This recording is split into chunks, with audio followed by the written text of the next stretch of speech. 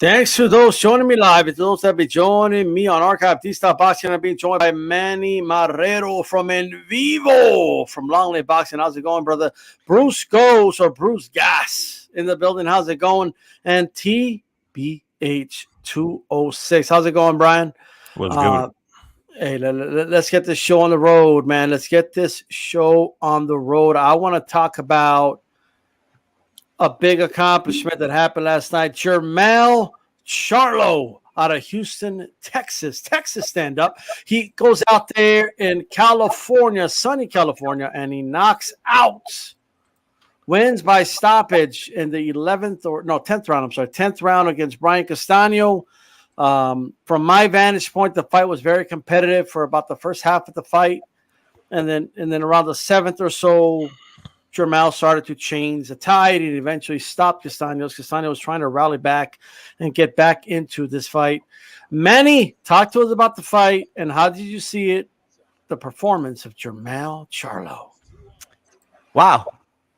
We finally got an undisputed 154 of the four-belt generation era. So, yeah, this is great. Did it take a lot of people by surprise? Not really.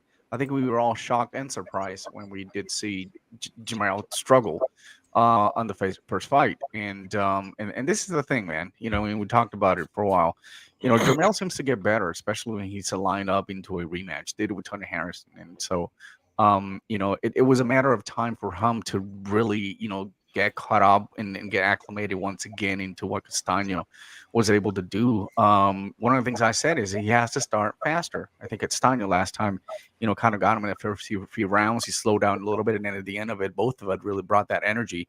That made it very complicated for some judges to judge the call, right? But today it was no doubt he didn't want to leave anything to the judges. I think that he started on the right pace. He landed some great combinations. My goodness, if there's someone out there who can counter punch effectively like Charlo did, that was amazing. And to the point that when finally we did see Castillo hitting his best shots, that's why when Charlo got countered. So this is great, man. I was pretty excited to see this. Yes, I'm gonna say it. I was not rooting for Charlo at this particular time. I had a unanimous decision to Castillo. I felt like Castillo was gonna take the lead and lead the pace to it, and Charlo may struggle a little bit. But my goodness, he continues to impress people, impress myself as well. Because what a way to not leave it to the judges with a knockout. Absolutely. Bruce Gas, talk to us, brother. How did you see this, man? Jermell Charlo, undisputed, 154 pounds. What did you think of the fight? I very impressed with Jermell Charlo. His trainer James had Jermell Charlo. He had him improved over the last fight. I didn't see Castillo show any improvements. In fact, I don't think he came in as well prepared as he did in the last fight. And I think Charlo saw that. He let him play his game. Charlo was just a lot sharper. He could hold on the inside. He could push off. I mean, he had everything going for him. He had the better footwork. He had the defense going, and he had the counter punch. And he was blasting Castillo every time he came in. Castillo was thinking twice. He said, "This isn't the same guy I fought last time. Well, who is this animal?" And that hesitation that gave Charlo the confidence. And after they were going back and forth. It looked like they were going back and forth, but I could see Charlo always had the clear eyes. He knew what was going on. And then that sudden drop, all of a sudden, Castillo just went down. He got up. The ref could have stopped it right there because if you noticed, Charlo was not in a neutral corner. Somebody pointed that out to me today.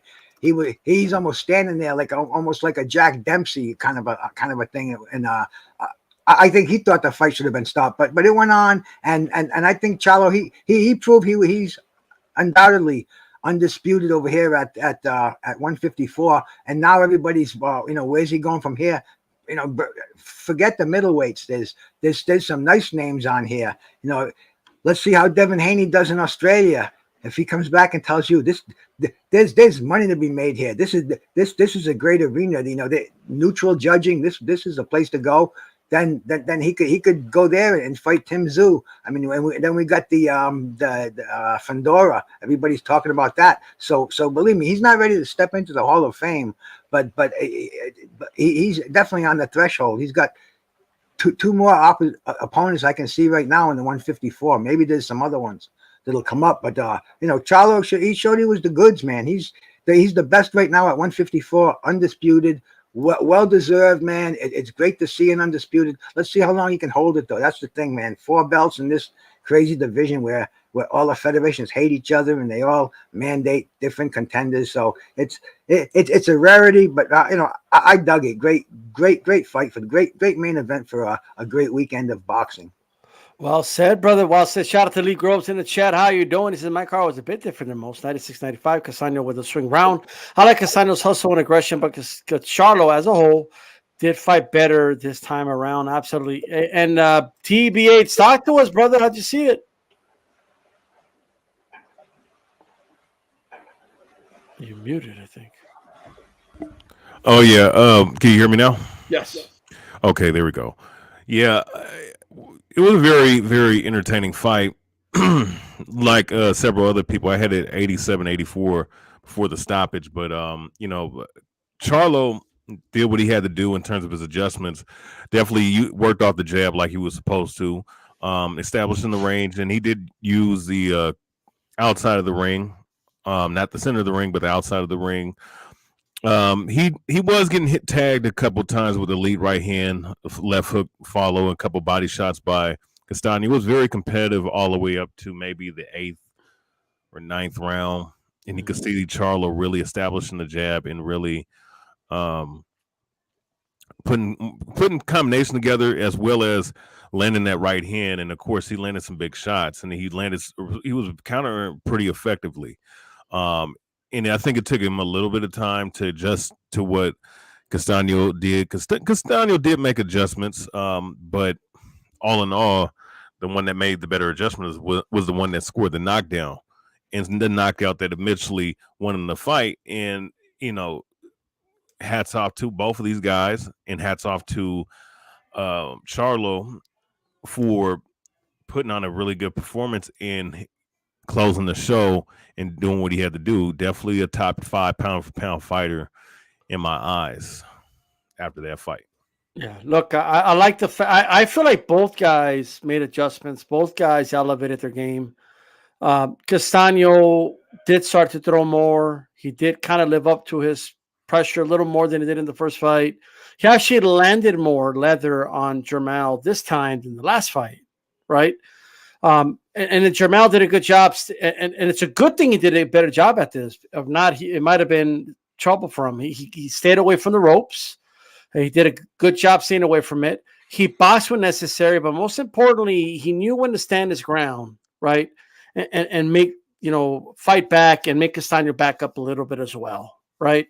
Make him respect him a little bit, not just kind of, be on the move the whole fight. He did that too, but I think he balanced it very well, and it eventually led to the stoppage, So big stoppage. I had it, I had it close going in. I had it 5-4, okay, for Jermell going in with a couple of swing rounds, but I had it close coming in. But I also knew, though, that the trajectory, the momentum was on Jermell's side. Like I kind of knew, like Castillo was not going to be winning rounds anymore. He looked burnt out. He stopped throwing the jab. He actually was doing a decent job with the jab at the beginning. He kind of stopped doing that. So it is what it is. But nonetheless, great performance by Jermell. His arm was raised, all that good stuff, But the question is, what about now? Where does he go now? Well, what's next for Jermell? Like you guys have already mentioned some of the options. Okay, TBH, I'm going to take it back to you, brother. What do you want for Jermell now? Like, what do you think he should do? Who should he fight? Well, since 154 has been cleared out, I was just looking at the rankings like a week ago. I think the only other guy left for him to fight at 154 would be Sebastian Fundora. All right. And I think that for Sebastian Fundora, after his, his stunning victory, well, I shouldn't say stunning, but his upset victory over Erickson Lubin stopping him the way he did, brutalizing him, putting the pounding on him for as long as he did. I think that's the next guy. He said something about moving up to 160. I don't see how that's going to work. Especially when there's still one more guy in that division. If he does decide to move up, because the only other fight would be Fundora, and it should happen this year. He should vacate the belts, see what he can do at 160. At least I would say it would be premature, but if he does fight somebody, Jaime Mungia might be on the table, or well, if he wants to fight Triple G, he's right there up in that division as well. So yeah, There you go. Okay. All right, I could dig it. Manny, talk to us. What's next for Jermell? What'd you like to see? Yeah, I mean, I think that this is a time where he's going to step back and then just to defend the titles. If you ask me, he'd work hard for the last two fights, brutal fights. Definitely, we could see that, and I've always said it. I think Jermell is the best of the Charlos, and but here's the thing. There's a couple of scenarios that I've heard out there, and honestly, I don't see any possibilities at all. Number one, moving up to 160. You're not going to compete against your brother. I think your brother has a lot of business to finish up there, and he's going to be that support person to be there. If Jermell decides to move up, which he won't, I mean, he still needs to unify it at least and get some other belts up there. I think staying at the 154 and maybe do a title defense. I think my brother here, Bruce, mentioned it perfect. I mean, the guy to really challenge will be, Tin Tzu. So he's, it's great to see some other, contenders moving up here. I think he completely, consolidated the entire 154 pounds. And he should be able to take Fundora as well. He became the mandatory for the WBC, and we all know what the organizations are doing, at least just mandating, right, some of these, challengers that earned the right. And I get it. You earned the right, but you can't dictate what the actual champion wants to do. Nowadays, it's about boxing. Nowadays, it's about bringing in revenue. It's about money. It's about making fights that really matters. And right now, if you think about it, I just don't think right now that a Fundora and Jermell Charlo will be a fight like people will go crazy. Sad thing about it, I'll put it on pay-per-view. Why the last one wasn't on pay-per-view? And I'm not trying to complain. I love it. I love the fact that we finally see PBC not putting something on pay-per-view and picking in our pockets, because the card wasn't all that. I could definitely say it was much better than the previous week. But the reality is, of course, Boots made a difference in it. But the reality is, a lot of people are waiting something special coming up from the 147 pounds, and it's not Errol Spence. Just if you think about it, they're stable mates, right? They love each other, they like each other, they support each other, right? Before Errol Spence moved to 154, it'll probably Charlo will be out of there. Now, if we don't ever see Crawford against Spence because of, for whatever reason, and we know for a fact that there's always going to be something in the middle that I'm not going to negotiate, whether it's the location, whether it's the pay, whatever it is. If that doesn't happen, tell the baby boy to come up here, 147-pound Crawford. Wait for him, Charlo, and that will be a fantastic fight, because he's been wanting some of that smoke for quite some time. He's been kind of like teasing to move up the 154 pounds. And if I were Charlo, I'll take it easy right now. I'll get some of these, mandatory fights. I'll get them. I'm not saying they're going to be tune-ups or anything like that, but it's nothing going to be difficult like it happened, with Castillo. And maybe wait for that possibility. Maybe next year, if we don't see Spence against Crawford, we'll probably see Crawford against Charlo for belts. And we know that Crawford has tasted that undisputed in the past. Look, let me tell you guys some. I'm going to lay it out for you just like this, all right? There's only three answers for Jermell. Three. Towering Inferno. Mm-hmm. That guy, the son of the legend from down under, right? or in my opinion, the best pound for pound fighter in boxing today, Terence Crawford. Those are the three options for Jermell. Those are three legacy fights for him right there, where he could defend his crown. All right, his status as undisputed champion of 154 on this planet is against those three guys. Now I have an answer for all of them. I don't think, like, I had a poll on my community page. Most people pick Fondura, so that one's a given. He had a big win against Fulton, and that's an interesting fight. And then, of course, Tim Tszyu. Some may argue, well, what has Tim Tszyu really done at this point? But Tim Tszyu wants his shot. And like Manny said, I mean, that could be a fight they do in Australia. I don't see Jermell traveling over there, but still, that is a fight that they could do. And then Crawford. Let's talk about the Crawford fight for a little bit, because you see, everybody keeps scoffing at the thought of Crawford moving up and fighting Jermell, like Crawford would be doing something horrible. Look, Crawford can't force Errol Spence to fight him. Okay, he can't drag him to the ring and make that fight happen. He just can't do it. And look, I'm not throwing the duck word out there. That's not what I'm doing. What I'm saying is, if these two dudes don't fight each other, all right, we're not going to wait forever for the Spence-Crawford fight, okay? I'm not going to just wait for this fight and just stall everything, because that's what it does. When two guys are supposed to fight each other and they don't, it stalls everything. The boot situation, which we'll talk about later, shouldn't be that complicated. Mm-hmm. Once these two guys fight, the winner can fight Boots, right? Like, but are they going to fight? I don't know. So, of course, Boots is saying, yo, I want one of these two dudes.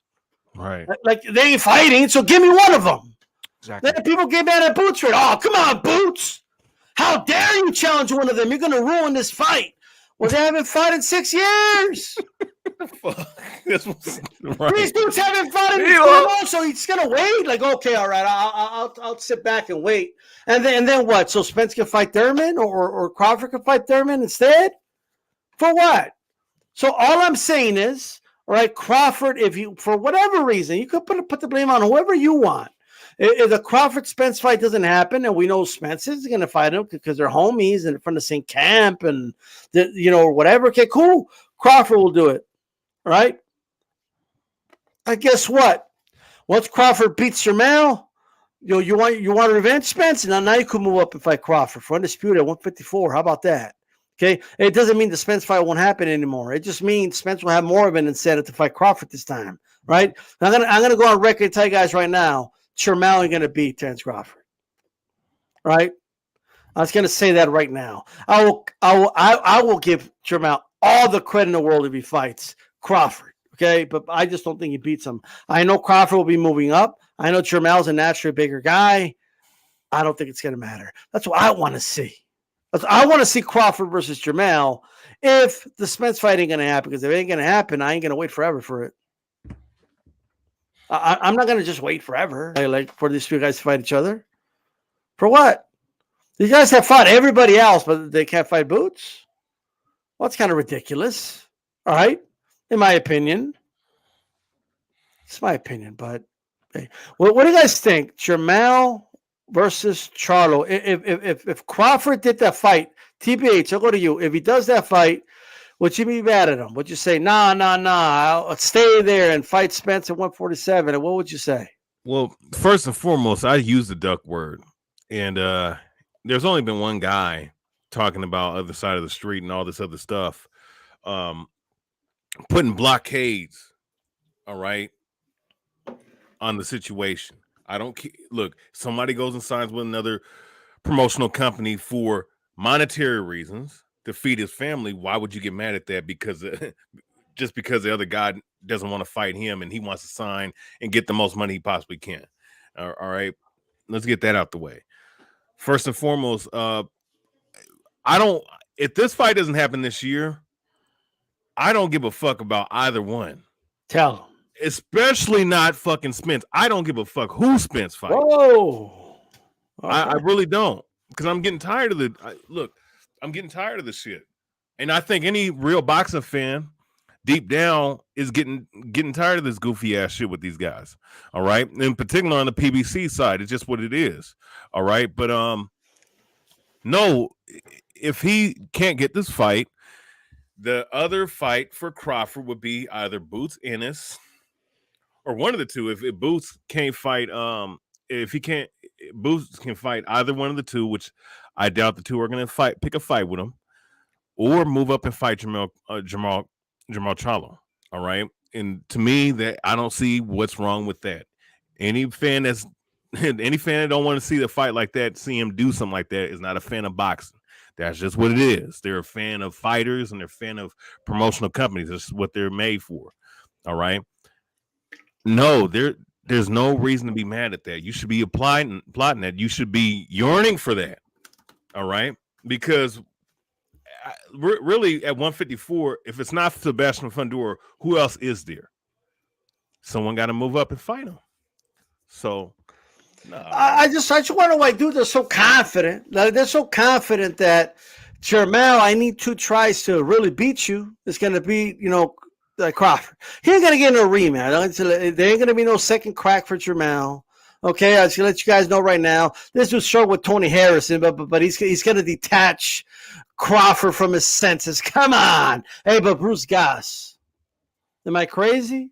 Should Charlo stay down there at 147, or what do you think? Well, what's the question we're going for? What does Charlo do at 147 right now? No, no. Like, do you if hypothetically, if Crawford moved up to fight Jermell at 154, would you be mad about that? Or what you like? I don't know. I don't know. I mean, this is boxing. It's the best fight, the best. I think Jermell should just keep cleaning out that 154-pound division. I mean, you guys know that I'm a fucking relic, bro. I go back to somebody like Marvin Hagler.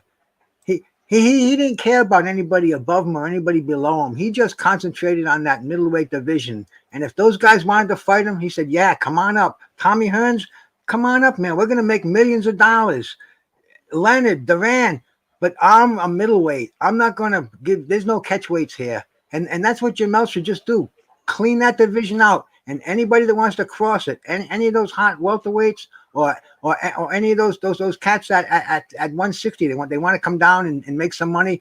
Let Jermell stay at 154 and just go from one opponent to the next. If Zoo doesn't want to fight him, if any of the top guys there, we'll know about it, and they won't even be in consideration because these guys are names, and that's all we want to see. We want to see names fighting other names. Yeah. We want to see Bud Crawford fight Jermell Charlo. That's a great fight. And if they're friends, they should do it. Break bread, man. Let each other make money. Look at Simon Brown and fucking who was it, man? Maurice Blocker. They were the best friends, and they fought like 2 fucking pit bulls in that ring. And yet after the fight, they hugged each other like husband and wife. And that's what boxing's all about. And so why don't we see Bud? Really, bro, like husband and wife. After you kill somebody, you want to hug them like they're your brother. You know what I'm saying, man? Look. I agree 100%. And I want to go around and ask you guys. I'll start with you, Manny. Mm-hmm. Just who would you favor, Jermell or Fundora, the Towering Inferno? Who wins that fight, in your opinion? Well, my opinion right now, the way I did see, Jermell fight this weekend, I think Jermell has everything towards. I mean, just keep in mind, Fundora has that reach, has that nasty uppercut. But you need to keep Charlo in the distance. Charlo's faster.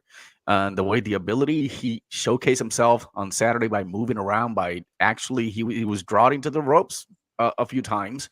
And he took it, and then, that was one of the mistakes he did in the fight against Castillo, the number 1. It was any time that Charlo would throw the jab, Castillo would lead with the right hand, coming jab, and then body. And there you go. He's at the ropes, right? And he did that beautifully this time. And I think with Fundora, the way that Jermell moves, the way that he is progressing fight after fight after fight. There is no one at this particular time at the 154 pounds that can beat Jermell Charlo. If Crawford moves up in weight to fight Charlo, that will be a fantastic fight. I'd love to see that. Why not? I mean, if we're not going to get Spence and we're not going to get Crawford, why waiting for something else? My concern is the following. 147 pound is stacked. It's stacked. All right. We got only 2 champions. One with 1 belt, the other one is unified. And then we have 3 amazing talented waiting. And I'm going to say it in order because I believe that number 1 is Virgil Ortiz. Number 2 is Boots Ennis. And then across the pond on the other side, we got Mr. Ben Connor waiting for there. So why don't we give excitement to this new youngsters? And I second what Bruce said. This is about fighting the best there is at that particular time. And I just don't think Crawford right now has any interest in his mind to go down a scale to treat these new kids that are coming up. I want bigger and better things. If it's not Spence, that bigger and better thing, it's going to be Jermell. Hey, Bruce goes Towering Inferno versus Jermell. Who comes out on top in your opinion? They both looked outstanding in their last performances. I mean, this is on paper. On paper, I'm going to give it to Charlo, but man, anything can happen here. We saw the Towering Inferno go. You know, he didn't wilt under the attack. You know, he took a knee. He had all his senses together. He's a smart fighter, and man, this guy's a freak. This guy's a little skinny, and he's and what is he, 6'10" or some fucking 7'5", Andrade the giant size. And you know, he's abnormal. I hear people saying that he should be in his own size class. I mean, how crazy is that? He's too tall, 154. They put him in there with Charlo. He keeps winning. Everybody wants to see the fight. I mean, dude, it's a natural. It's what happens with boxing. The champions fight the best contenders, and life goes on. Life goes on. Hey, TBH, who was that fight?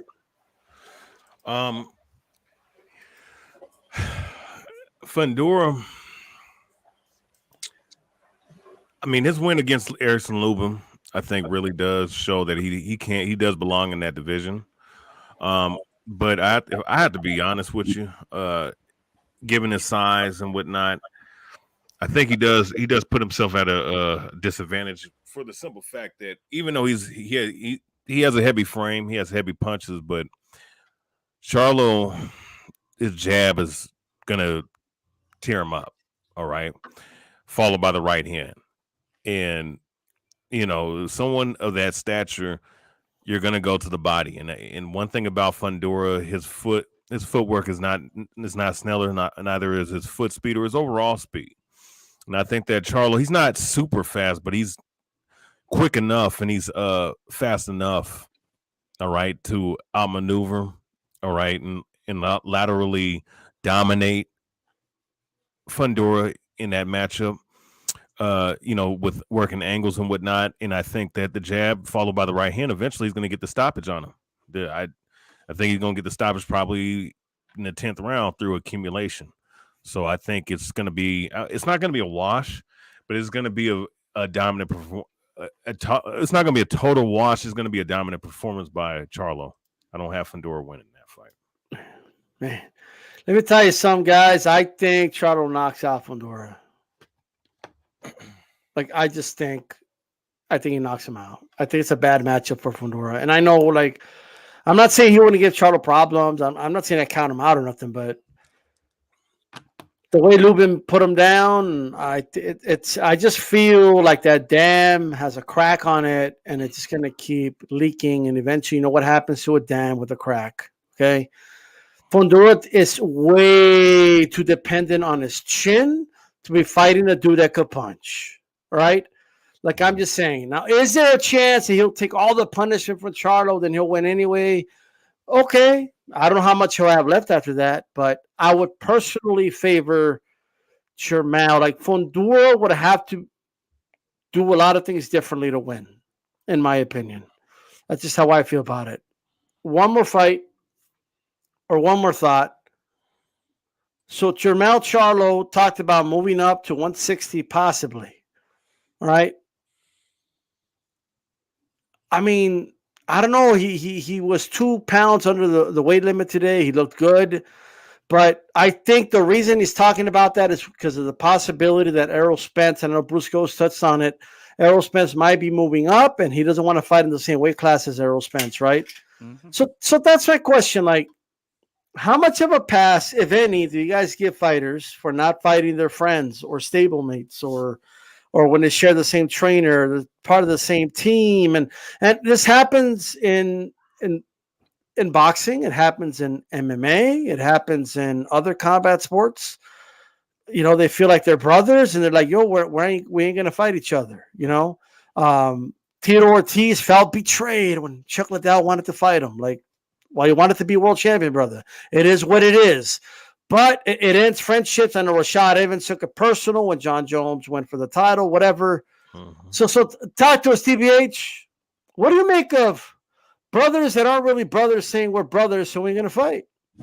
Well, if you're talking, if it's not, it's like this. If it's Vitaly Klitschko versus Vladimir Klitschko or Jermell Charlo, Calix said they should have fought anyway. Well, I mean, that's pretty merciless. But I would say this, right? Stablemates, I mean, look, if you're part of the same gym, the same stable, but you somehow are hovering around the same weight classes, either in the same weight class or maybe a weight class or two above, or a weight class above or weight class below, eventually, and you're not bloodline related, or you're not someone's step brother or something like that, in that shape, and somewhere along them lines, eventually business is business, man. Look, if you have, it's like this. If you have two big heavyweight, let's just use this. You have two heavyweight prospects. You have two guys that are in the gym that are heavyweight prospects. They look, you can't be buddies because you're competing for the same fucking goals, for the same fucking prize, which is that goddamn belt, and becoming the champion and making that damn money. Eventually, you're gonna have to make a decision. Either you're never gonna fight, or you're gonna have to get up in there and fight. And if Errol Spence, I mean, from his last fight, I'm gonna be honest with you. I mean, he looked like a guy that only has like one or two fights left in him to begin with. I don't see him fighting. I think he's gonna retire maybe after next year. I see him retiring. I would like to see it, and I think it should happen regardless of situations and whatnot. But at the same time, will it happen? No. And I think that if you're gunning for the same position, the same goals, and they're colliding, this is a business. This is fighting, man. You know, this is the hurt game. This prize fighting. Yeah, absolutely. Nando Llamas a Zurdo G, all gas, no brakes. Look at that, all gas, no brakes. Let me say this, man, because I'm thinking, and I'm kind of like pondering here, right? Look, in my opinion, this is just my opinion, okay?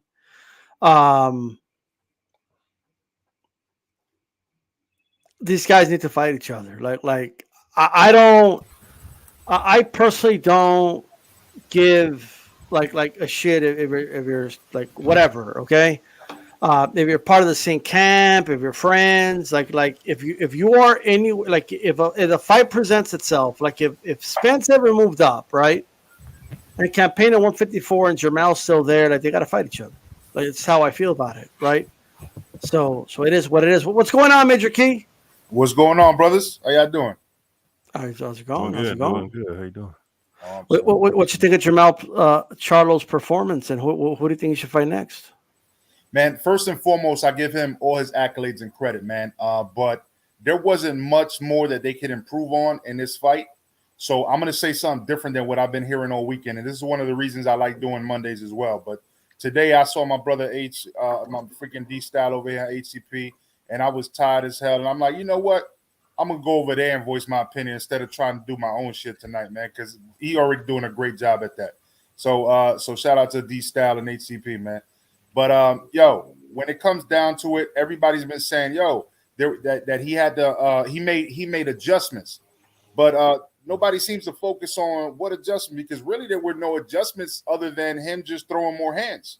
That's all he did differently, because it was the same exact fight except for the fact that he threw more hands. Because in the first fight, once he couldn't really understand the feints that Castillo was throwing, and he kind of shelled in and kept backing up and putting himself on a rope and stuff like that. In this fight, I guess the game plan was, no, you got to let your hands go and engage with him. So what that did was acclimate him to the punching power and get him a little used to it so that he could start setting up the punches better and set him up for a knockout shot. That's what happened in this fight. It really wasn't much more than that. It was just letting his hands go. That's all it was. But he did a freaking excellent job at it. Don't get me wrong. You know what I'm saying? And Jermell Charlo deserves all his accolades because he's been the dog. We've been talking about that as far as the Charlo. And I'm not going to even dog Jermell, whatever, man. That's on him. His career is his career. But Jermell, as far as boxing and giving him his accolades and credit, he did an excellent job at maintaining the dog in himself and staying in there in the pocket, letting his hands go, even though he was getting clipped left and right, and he landed that shot. He landed two shots. It was a right hook to the body and then a left hook to the top of the head. And night. Well, what about staying out of the ropes? So I think he did a good job staying out of the ropes. Yeah. He did that too. Yeah, he did that too. But a lot of it had to do with stopping Castillo from just walking forward because he wasn't letting his hands go. He was letting his hands go. I think letting his hands go, period, helped everything else that he needed help with. Gotcha. What do you think about Jermell against the towering Inferno? What do you think wins that fight? Who do you favor? No, Jermell's the real deal, man. Sebastian, I think Sebastian gives up his height. He's gonna let his hands go. But it's the same thing. I'm not gonna put Jermell and Canelo in the same breath like that yet. You know what I'm saying? But you know, he deserves his credit. You know what I'm saying? And when it comes to that, so I'm gonna put them in the same breath just for that. But when it comes to Jermell Charlo versus Fundora, I think that it looks like a David Benavidez versus Canelo right now. I think Canelo beats, and I love, you know, I interviewed Benavidez, man. Like, I love Benavidez, but even Benavidez doesn't really seem like he's game for it, but he doesn't really seem to try to want to jump out the window with that one either. You see what I'm saying? Because he's not ready for it. And Fundora, even though he was up there, you know, on the main stage, you know, talking to the commentator and all that, like, he didn't really, like, he said it, but he didn't really like look like he really wanted that smoke like that. He's like, you know, it is what it is. Yeah, I would like to fight him, you know, but you know, he calling him out like that, man. He probably knows in his head that he needs a little bit more work as well. Man. Well, the next thing I was going to ask the panel, so I'll start with you, TBH. What's next for Castaño, man? Well, I'm not really hearing much people talk about that. What does he do now? What's next for him? Well, what's next for Castaño? Shit, man. Probably. I look. It's like this. He lost to Jermell Charlo. All right, that's the best guy at 164 right now, and he gave him. People thought he won the first fight. He didn't get the decision. It was ruled a draw, close fight. He gets knocked out in the second fight. All right. I think probably him fighting certain guys at 154, maybe in the lower part of the top 10 to build himself back up is probably the best way to go. Because it's not like that. You know, it's the end of the line for him. I think that he could still be a guy at 154 that's still a threat. He still can be a guy that can beat. I would say he beats majority of everybody. No, he beats everybody at 154. All right. Fundora, if he was the match with Fundora, I could see him destroying Fundora's body on the inside, you know, and really dismantling him as well. I think maybe one or two other fights, and we'll see where it goes from there. I definitely think that he can and will beat everyone else at 154. All right, Major Key. What's next for Castano, in your opinion? Man, for Castano, man, he made a great account of himself, man. Like he said when they asked him at the end, they said, "What was the difference with this fight?" He said, "I got caught." And that's basically what it is. He got caught. You know what I mean? A lot of other dudes that are not Jermell Charlo probably would have gotten dropped with Castano's pressure and the way he was landing those shots on Jermell. So I see that if he stays in that division, he probably won't get any world titles right now if Jermell decides to stay in that division. But he might be able to work himself up to challenge for that. And if Jermell decides to leave the division, he's first up to bat. Makes sense. Manny Marrero, talk to us, brother. What's next for Brian Castano? Like, what would you like to see him do? I don't see him as the gatekeeper yet. I do still him as a strong, contender. I think Major was absolutely right. He got caught up, and that's just it happened to the sport of boxing. I had it 5-4 at the time, at the time of the stoppage, and that was for Charlo. So that means in my eyes, and in a lot of people's eyes, it was a fairly close fight.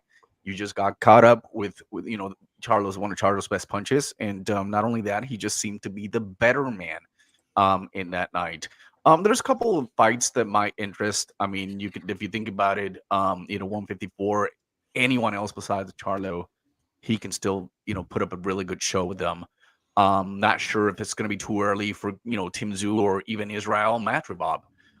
It probably be a little bit too soon for him, but I'd love to see someone, and, Castano, with the zone can make it happen. Liam Smith, he just fought last, couple of weeks ago against Jesse Vargas. And that would be a good fight to get him back into to see what he comes up, build that confidence of a horrible loss, a possibility to be the undisputed, the first ever at the 154-pound. He was very close to it, and twice, because I believe that he actually did win the first one by a slight edge, and he had Charlo like we've never seen Charlo almost completely out, and it's just amazing the talent and the way he can recover for massive destruction, what Castano was doing for it. So whoever it is, the 154 pounds, it's going to be a great show. I don't see him moving up yet, nor a gatekeeper, but hey, there's just very handful of guys that he can fight, and I think he can definitely contend. If Charlo leaves the division, he'll have an opportunity. If not, I really don't doubt seeing a third fight against those two. Yeah, you got, so some people said some pretty good fights here. Castano Harrison, Castano Hurd. Somebody said Castano against I know Fundora, like TB8 said.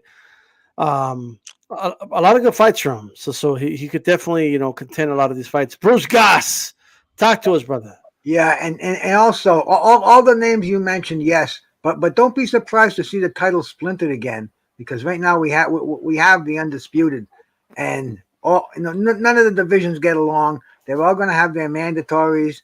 They're all going to have their interns. So it's not like Jermell Charlo can just. Well, actually, it is. He can be very exclusive. He can cherry pick if he wants to, because he holds all the cards. But I think there's going to be other world title opportunities for people like Castano and Darrell and all the names you mentioned. That's boxing. It's more a business than it is than it is a lineal championship game. But Charlo's the best there, and all roads definitely will lead to him. Is he going to be that golden ticket and just pick one fight a year? I hope not, man. And I'd like to see Castano active again, because that's another one.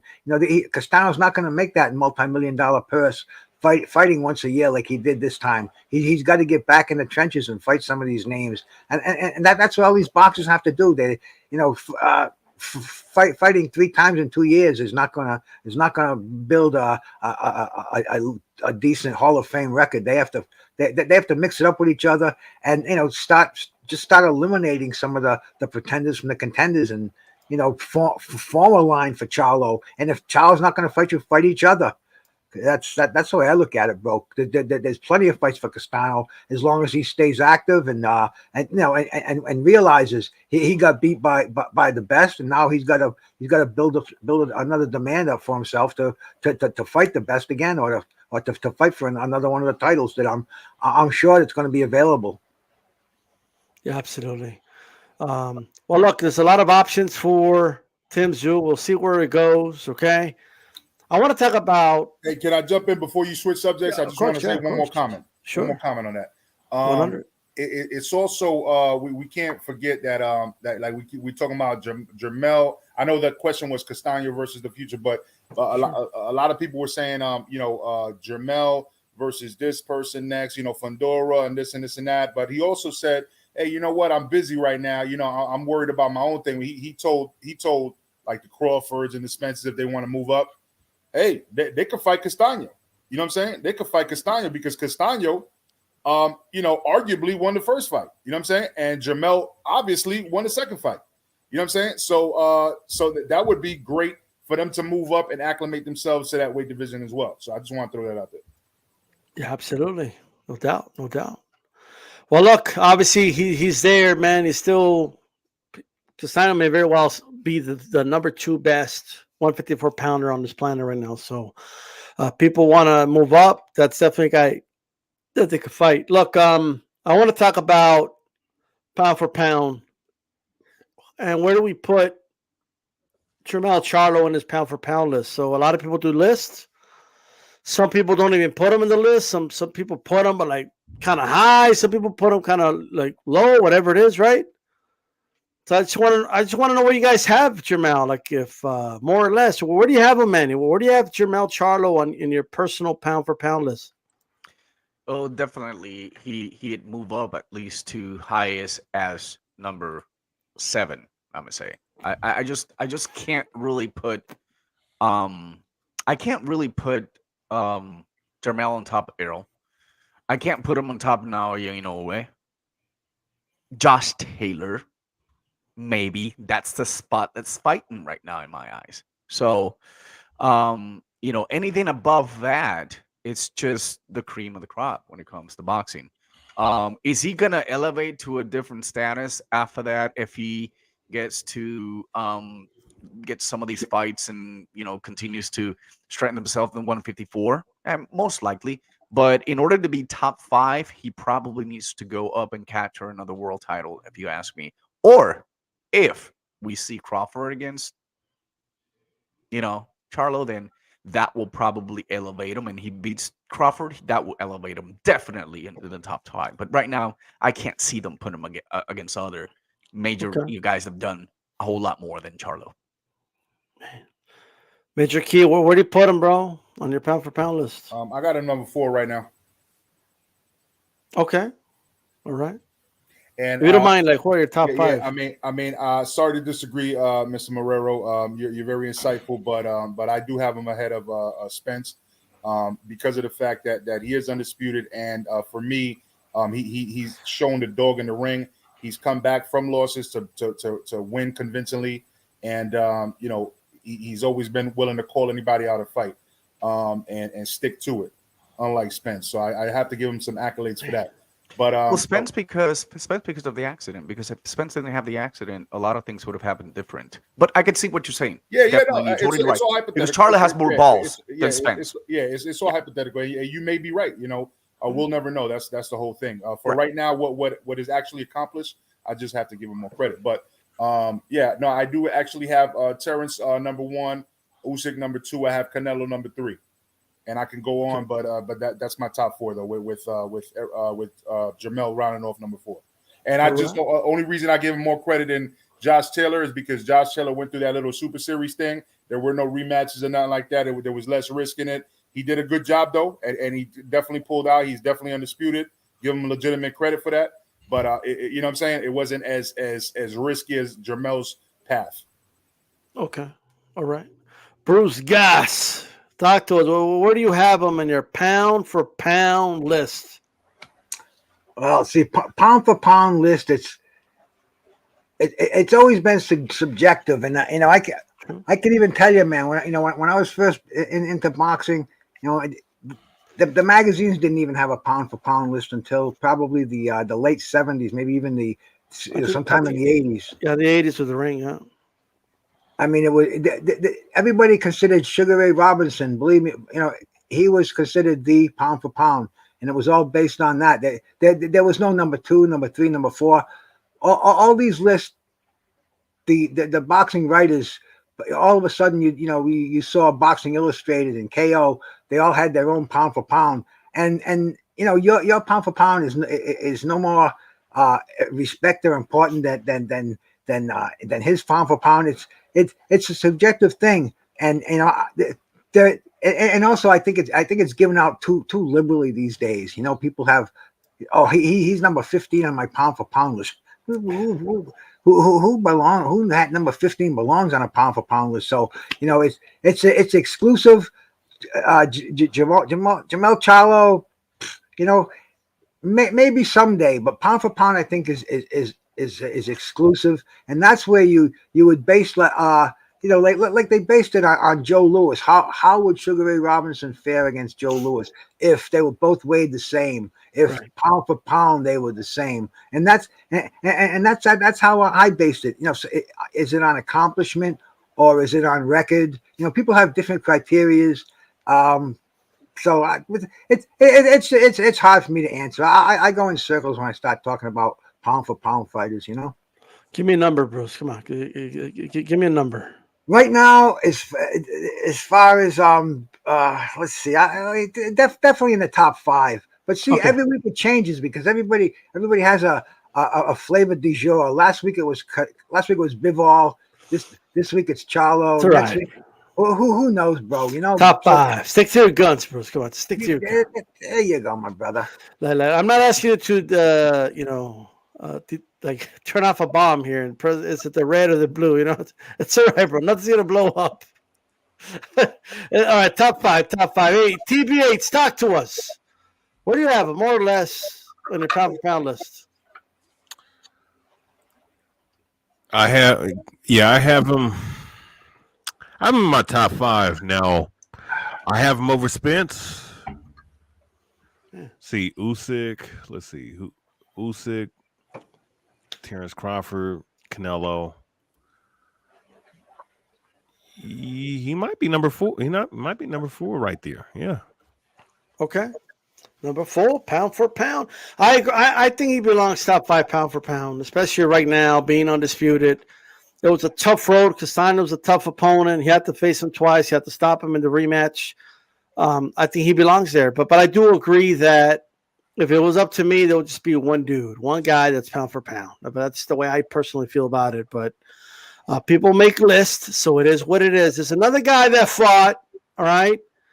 He had a pretty good performance. Boots Ennis. Now, granted, I'm not here to tell you guys like it's that he beat a top 5 welterweight or something, but Clayton is a pretty decent fighter, and he made him look relatively easy, to be honest with you, right? So I want you guys' thoughts on this. TBH, I'll start with you, brother. What you think of Boots Ennis' performance, and what do you think is next for him? I mean, he's kind of between a rock and a hard place because he wants that big fight, but it doesn't appear those guys at the moment anyway. I think they're busy trying to, I hope, either fight each other or they're just avoiding them, right? And he doesn't seem that interested in like anything below that right now. Well, the only thing I didn't like was the pink that he was wearing in the fight.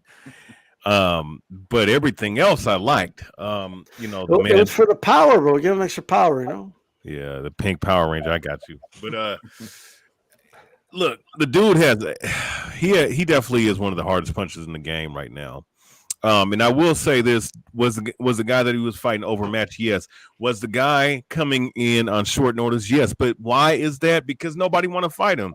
Keith Thuman con ass don't want to fight him. Keith Thuman needs to just go back to retirement. Nobody wants to fight you. And the guys that do want to fight, that does want to fight you. You don't want to fight. Yeah, Mario Barros. Here we go. C- level fighter, like at best. I got you, but at the end of the day, he don't want to see no boots. Look, this man got the jab. He got the length. He has the size. He is kind of naturally a 147er. I can't say he's entirely a weight bully in today's era of boxing, but the man has tremendous punching power. The man has speed. He has quickness. He's light on his feet. I mean, I'm telling you, he's knocking out both Errol Spence and Terrence Crawford right the fuck now. And look, because basically all it is, it's a young lion. What'd you say? Like, can you repeat that? Listen, Boots Ennis, Jerron Boots Ennis is knocking the shit out of Errol Spence, ducking ass, and my favorite fighter, Terrence Crawford. He ain't knocking out no Crawford, but go ahead. Yeah, I mean Crawford would definitely be his toughest fight for sure. I just see I see a hungry young lion who has a little throwback into him, you know, that's in him, and I think that he has the power and he has the aggression and the offensive capability to take them out, and everyone else in 147 for that matter. Maybe his toughest fights would probably be Virgil Ortiz because he's another young up and coming lion. But outside of that, I mean Keith Thuman and Barrio say, yeah, okay, yeah, he's wasting everybody, man, and it's a damn shame that people are ducking him. You know, knock Crawford out.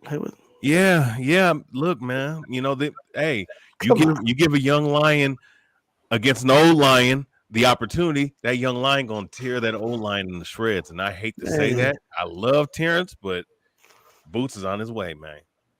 Come on, bro. He gonna. Okay, all right. Okay, cool. Hey, what you think of his performance, Major? What you think of his performance, and what do you think is next from him? What you'd like to see him do next? I mean, Boots has always looked great to me. You know what I'm saying? He definitely got skills. He definitely got power. You know what I'm saying? I think that for me, I would like to see, because he already admitted himself that he doesn't believe he's going to fight Crawford or Spence next, and then most likely they're going to move up. So, I mean, I don't even want to think about that right now. Let's just act like Terrence Crawford and Errol Spence are out of the picture. And I'm going to say that, hey, why not test yourself against, Butayev or Stanionis, you know what I mean? Or who else was I thinking about? I'm not thinking about Virgil Ortiz or Conor Benn because I think their styles are wrong for him right now. They need to tighten up themselves a little bit because of his sharp shots. Not saying that their power can't catch him, but the problem is that he also has power as well. So you want to tighten up your shots when you're fighting somebody like that. But at this point, like a Butayev or Stanionis that are game, power, and got good chins, I would like to see probably one of them two. And you know, that would kind of help him with the fan base overseas. Okay. All right. Bruce, talk to us, brother.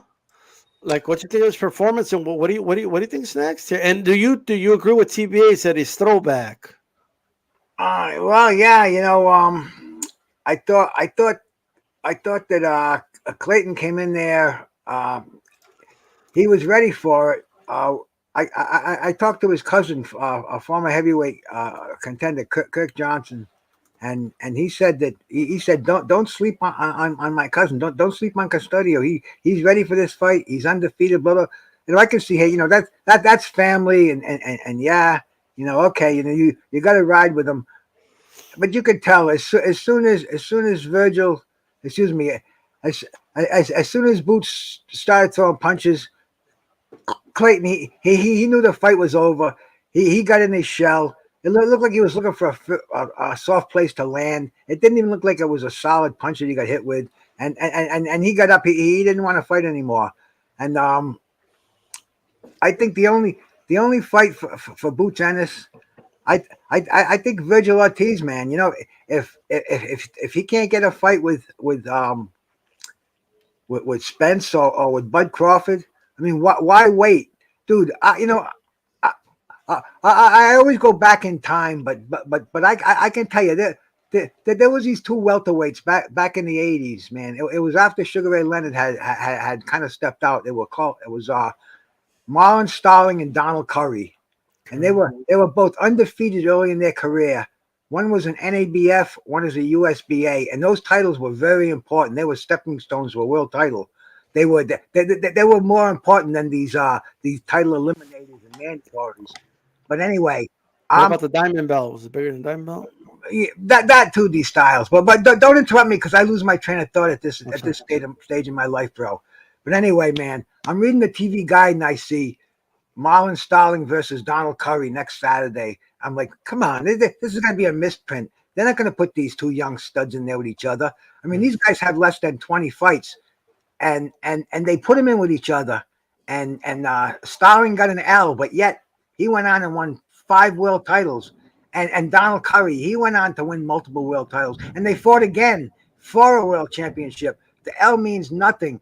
And these were guys coming up in the division. Boots and Ortiz, they're almost veterans, man. They've been around this game for a long time now.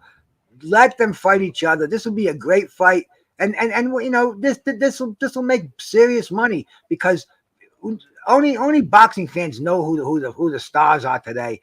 Boxing's not bringing in any newcomers. There's just so much shit going on, so much entertainment. Boxing's is a hot draw only amongst boxing fans, and now they're drawing YouTubers with the Paul brothers and all that other bullshit. But the other night, I don't know if you watched the Crusher Kovalov fight. There were 2 rap concerts during that fight. I mean, it started at 8 o'clock. I went to bed at 1:30. The Kovalov fight hadn't even started yet. Bro, it was like, what is this, man? Hey, they're trying, bro. I remember when Bob Arum had Nelly at a Pacquiao fight. I don't know why. Well, the fight was the card was the Sons of Legends. They had a Holyfield son there. They had Fernando Vargas's kids there, and they had the son of Snoop Dogg, and the son of LL Cool. I mean, bro, it was no rapping. Oh, okay. Rapping. It was really. Man, that's some real old shit right there. You got the sons of Snoop Dogg, and he's still around doing the Super Bowl, and you got his son. That's some real old shit. Bro. It's the shit show that boxing is. So, hey, but bro, my whole point is in the welterweight division today, let these two guys fight each other. I hear you. Look glorious in these fights. An L it's going to be a badge of courage. Believe me. You want Boots versus Ortiz, bro? Sugar Ray Leonard caught that first L against Duran. He soared like an eagle after that. So yeah. Boots and Ortiz. That's what I want to see. Well, there you go, Manny. Talk to us, brother. What do you want next? What do you think of his performance? There wasn't much to assess, but what does he do now? I mean, he wants Crawford. He's not saying, "Oh, I'll settle that." He wants that fight. He's the man. Like IBF, he's right there to get a title shot. So, what would you like to see him do next? I mean, I'd love to see him, contending for a belt. Is it going to happen? Negative. We know that. It ain't going to happen. And that's the frustration that these 3 guys that I mentioned earlier are feeling right now. Virgil, Boots, and Conor Ben. We as hardcore fans, boxing fans, want to see Virgil and Boots Enos. Absolutely. That will be a phenomenal fight. It would be a very nice payday for both of them without a title. So why not? Do any of these camps or promoters want to bring that L into their resume at this particular time without contending for a belt? No. And that's the problem. And it brings a lot of problems to Boots because he knows he can't get that fight either. And so right now, what's left besides those 3 guys at the welterweight division? What's left? Sometimes, you want to continue to prove yourself. That's what Virgil has been doing. Virgil's been proving over and over and over. And he's been trying hard. Every time he finishes a fight, hey, am I there yet? No. He goes in, fights Kavalaska. Am I there yet? Knocks him out in, early enough, even before Crawford. Am I there yet? Still not, right? It's just never going to be enough. And that's the same thing going to be about Boone Enos. However, I want to be able to see Conor Ben proving himself with the former champion. And 2 fights coming to my mind. One of them being, number 1, Ugas. It'll be a very good comeback for Ugas. Be another very good payday. And that'll be a good chance for Boots Enos to really prove himself against the former champion. Someone might give him problems. Maybe, maybe not. The second one, I don't know what he's doing. He's PVC. He's contemplating and moving up. he wants to come back and be in the spotlight. Maybe he doesn't want to be a gatekeeper. Maybe he feels it is a gatekeeper, or maybe he just wants to go around 54. Who knows?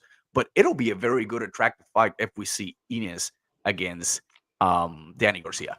For some reason, I think about that fight, and it'd be really good to see these two guys going at it. Boots, definitely the way we've seen him lately, the power, the IQ, everything that he has inside the ring. We haven't seen both from Philadelphia. Huh? Yeah. I mean, we haven't seen his potential yet of Boots Ines, and we want to be able to see with an opponent that he can showcase himself. I talked to people this last week. I told them we were watching all the fight, and there's, I'm bragging about Boots Ines. They're looking at me. It's like, really? I mean, who is that other guy? And they're right. It might not be, the opposition won't be something that, Boots needs to showcase his talent. But that's the problem. He's going to have the 147 pound. There's just really no one else out of the pack besides Spence or Crawford that he can do that other than those other two guys. Even Conor Ben will be a fantastic fight to make happen, whether it's a UK or here. But no, all of these guys want bigger and better things. They want an opportunity for a championship belt. And I think they might end up fighting against each other in the future, but not right now. But to me, Let me tell you, the best thing I'd love to see right now is Uga come back, redeem himself for that loss against Spence, and then Boots Ines showcasing his skills with the former champion. Absolutely. Well, there you go. Calix Boxing. First of all, why you look mad? That's the question number one. I don't. People keep saying you're mad, brother. I don't know what you're mad about. But besides that, though, I don't really put money on Clayton. Like I don't know. But before I go to you, really quick. I like how TBH saw him knock out Clayton, and he was like, "Oh fuck, he's gonna knock Bud out." I don't know, brother. I don't know if he's gonna knock out Bud Crawford or Spence. I don't know about that one. But maybe Calix agrees with you. I don't know, Calix. What do you think of his performance, and what do you think is next for him, man? Is the sky the limit? Should people calm down a little bit? What do you think? Well, a mixture of both. Now, he's looking great. He's looking great against not so great opposition, and that's not all his fault, right? And we'll get to that in a minute. But we have to caution ourselves, because I always throw out this example, and this may be a bad example because I think Boots has a higher ceiling. But remember and it's a modern example, that's why I throw it out. Everybody will remember it, is Danny Green was running through the ESPN Friday night fight circuit, and everybody was like, oh, this guy's going to blow everybody away when he steps up. He looks the part. And then he graduates to Showtime, and not so much, right? So we have to caution ourselves a little bit. As Nando says, we can't wave the pom-poms too early. However, there are two ways we can look. There are two ways to judge a fighter, and it gives you a good idea of who that fighter is, right? Like how their handlers handle them and how their peers in the weight class treat them, right? And the peers in the weight class seem to be very high on Boots, right? And let's be realistic for a minute when we talk about where Boots is going to go next, because it looks like Crawford and Errol, unless something happens, an obstacle gets in the way, will be busy with each other likely until the end of 2023. Because look, if there's a fight, there's going to be a rematch clause on both sides. So these guys are going to be busy. They're going to be busy. And Boots is going to get some stuff. I'm waiting for one. You're already seen two fights? Yeah. Oh, yeah. Dude, there's going to be rematch clauses on both sides. But listen, Boots is going to have to get used to people offering step aside money for a while when he comes up as a mandatory, right? And for a fight of this magnitude, he's going to have to step to the side, and he should play hardball and demand a bunch of money to get the money up front. But the problem with the welterweight division right now is, if you look at the top 10, and Manny just touched on it, there's not much room to maneuver, right? You got the top two dogs, the alpha dogs, and they're going to settle it looks like. And other than that, it's a young division moving up. You got a lot of young talent, a handful of young talent. I mean, you got Crowley up there that nobody mentioned. You got Conor Ben. You got Stanionis. Bootsiev is right on the outside of top 10 right now. You got Boots and you got Virgil. That's 6 guys I named right there who are coming up. And then descending, you've got Ugas, you've got Thurman. Danny Garcia is on the outside of the top 10. Danny Garcia has already mentioned he doesn't want any part. He's not going to touch any parts of Boots and his Virgil Ortiz, none of them. He wants another They guy. don't want to who fight is Boots because they're established. from Philadelphia, brotherly love. That's why. Right.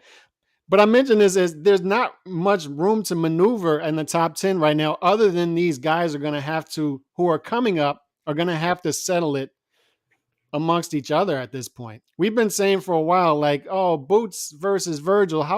Why do they have to fight each other? Why don't they get a crack at one of the top dogs? Well, that's not going to happen. So it's going to come to a point where people are going to start to get frustrated with the top 10 guys in the welterweight division, as we have in the past. Our guy G Funky always says it has been a dumpster juice division for the most part, as much as the talent they've had, and they've been avoiding each other. But these guys are going to have to settle it amongst each other. They're going to have to, if you look at the landscape at welterweight. And then you're going to have guys moving up on top of it. But is Josh Taylor going to really fight a Boots Ennis? Is Jose Ramirez going to fight a Boots Ennis? It looks like he might fight a Conor Benn, but Right. Boots is going to have to do one of two things, D-Style. And this is what we've been saying. Uh-oh.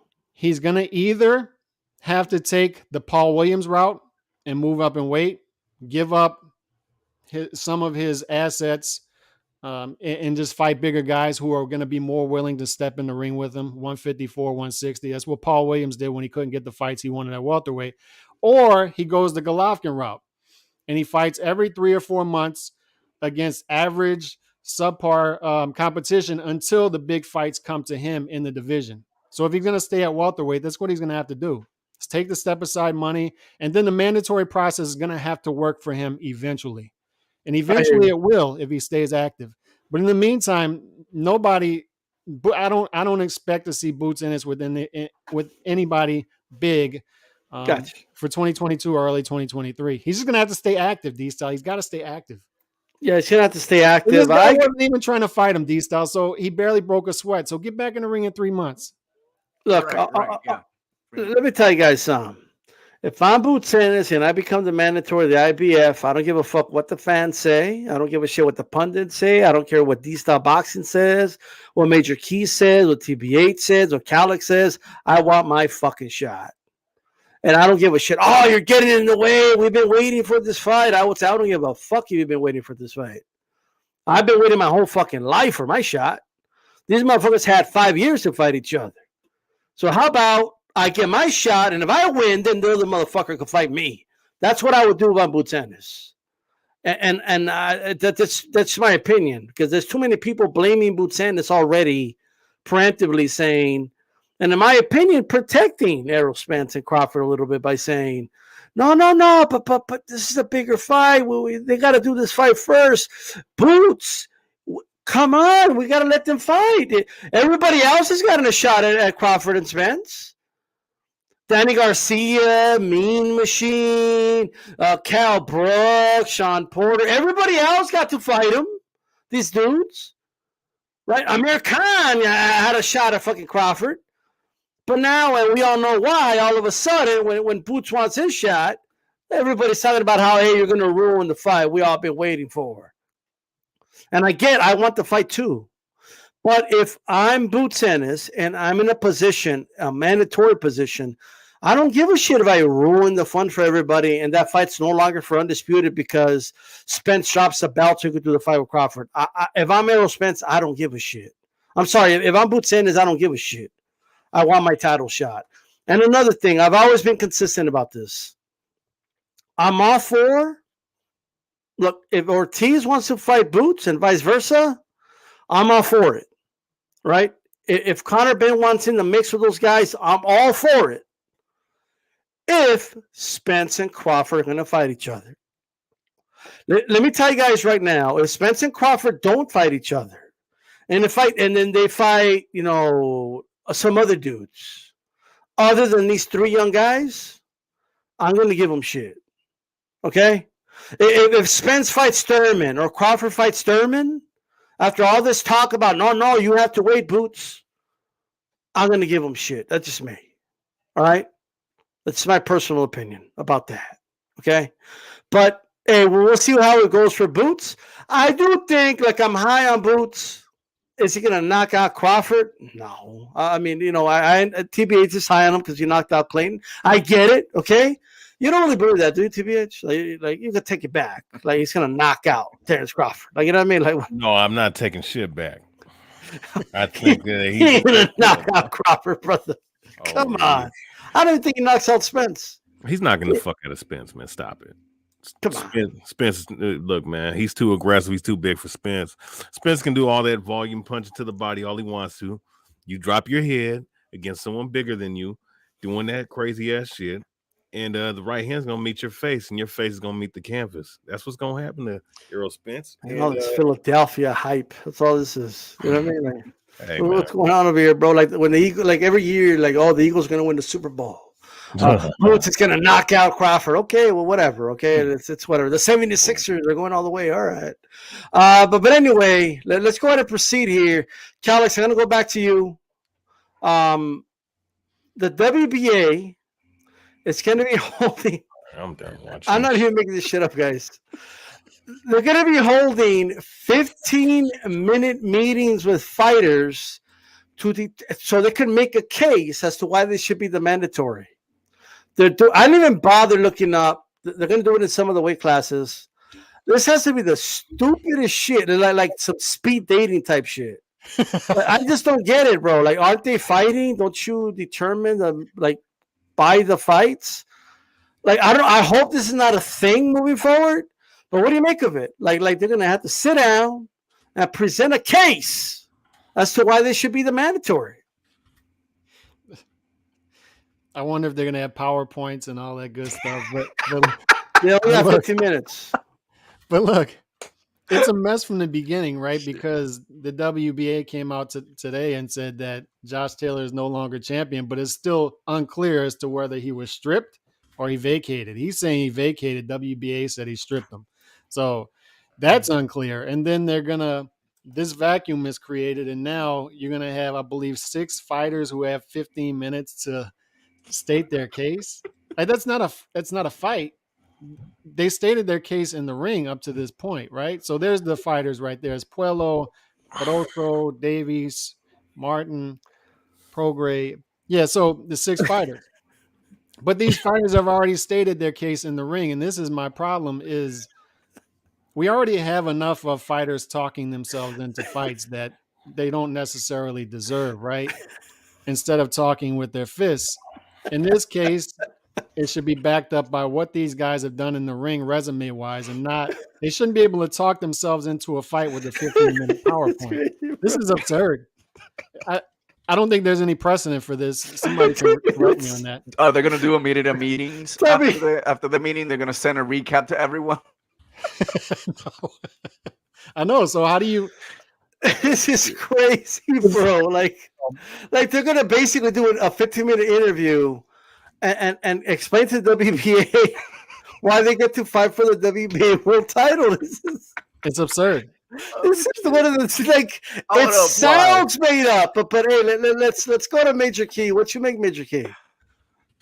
What you make of this? Well, I think somewhat like the franchise belt, they didn't take into account Junior Lopez, which is a Teofimo's pops, because there's no way he's going to fit his argument into 15 minutes, and this is asinine. They're going to regret it in the future.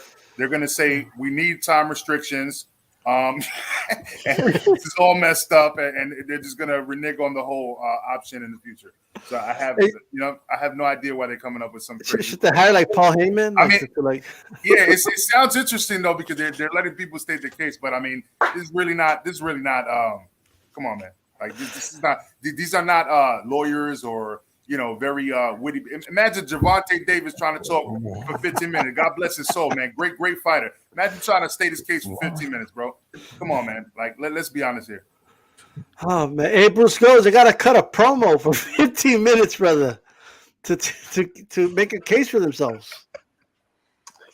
It looks like the WBA got a new guy to take care of their internet marketing here, and they realized they can put together a panel like we have over here, and it's Gilberto Mendoza will be like UD Styles, and he'll say, "Okay, Bruce Gass, it's you now. Tell us why you deserve the shot for this vacant title." I mean, it's bullshit. Settle this in the ring. look at your own ratings. The WBA of all people, man. I have no faith in the WBA. This is insane, man. This is boxing 2022, I guess, bro. Oh man. Let me tell you something, brother. I deserve a shot. It's just, I don't know. Hey, Manny, what's going on, brother? I got to cut a promo, brother. Damn.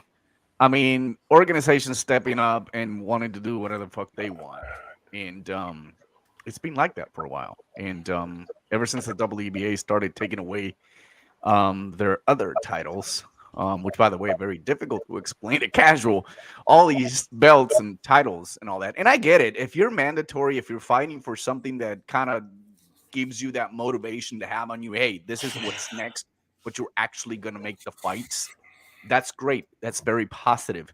But when you think about the WBA, when you think about trying to put a case and you look at what's actually out there, if you're thinking right now, what makes more money and makes no more sense is having Regis Prograde against Teofimo Lopez, right? But now, what are you going to say to Alberto Puello or Marrero Barroso? Do you see what I'm saying? Get him a freaking tournament. I mean, we've seen that tournament in the past, and it kind of worked out, right? Get him in a tournament. Get him in a round robin style tournament, and you know what? The winner of that gets the shot. The last two who survives gets the shot. But I'm pretty pissed off about that because you got promoters who lead the way in terms of making some fights and not making the fights, and then you have some of the bigger networks. They're trying to also push in some of the fights, and I'm not going to bring that fight into my network because it doesn't bring me any kind of revenue. So definitely they're putting their 2 cents into that and trying to manipulate that. And then organizations, it really sucks. So I don't know, man. I mean, this is a joke. I didn't really put too much attention to it when I saw the news. I was like, I just started laughing. It's got to be the WBA, and it is. Yeah, at TBH, I mean, basically, they're going to call a boxer, right? He's going to walk in the room and stuff, and it's going to be like, oh, yeah, I deserve the shot, brother. Like, you know what I mean? Like, they got to cut a promo, brother. Like, this is a whole new level now. You got to have that mic and everything. What do you think? The Muffin Man. That's my guy right there, though, man. I ain't going to lie. All right, let's I'm getting tired of these sanctioned bodies, man, with their stupid shit, man. I'm just gonna be honest with you. I mean, this is retarded. Why would you sit up here and ask fighters that are in your rankings? So what the hell is the rankings for? What's the point of having number 1 contender, number 2, number 3, number 4, number 5? What the hell is then why the fuck ask that shit? I mean, why the fuck ask that shit or why the fuck have a ranking? If you're gonna ask that question, man, to your fighters, that don't make no goddamn sense, man. So, somebody on here said something that was perfect. I mean, this is what boxing used to do: set up tournaments, set up tournaments for a title eliminator or for the number 1 contendership. If it's that hard for you to understand who should be number 1 in your sanctioning body. They're going to interview the guys that are going to be in a tournament too, though. So and they're also going to have it. Who's getting the most likes over here? They'll have little polls on the side. I mean, this is going to be interactive. I would just hire Paul Heyman and just walk in with him and stuff. Have Paul Heyman tell him, well, why did you get my title shot? You know what? That would be entertaining, actually. Bring Paul Heyman's scumbag ass over to boxing as your advisor. And my client, Regis Prograde is the most hardest puncher at 140, and he deserves it. Yeah. Give my man the title shot that he deserves. So not only now do you have to hire a trainer, manager, cut man, now you have to hire an orator to give you a 15-minute PowerPoint presentation in order to get to a title fight. But DStyle, look, boxing historian hit on a perfect point there is what's the point of the rankings? What's the point of the rankings at that point? Like the resume, it's not what you say out of the ring, it's what you did in the ring. But I want to see Jack Catterall get invited to this because I would love to see him put up the PowerPoint that This is the CompuBox stats from when I Oh, fought. he's Josh not even Taylor. on the list. That's crazy. I just noticed that. Here's my CompuBox ratings of when I beat Josh Taylor and why I should have all 4 belts in my trophy case right now. That's my case as to why when Josh Taylor moves up, I should be first in line to get a shot at least one of these 4 belts. And the fact that I'm not in the top 6 apparently in your rankings is trash. It's trash. And it shows that your ranking should be obliterated. Woo!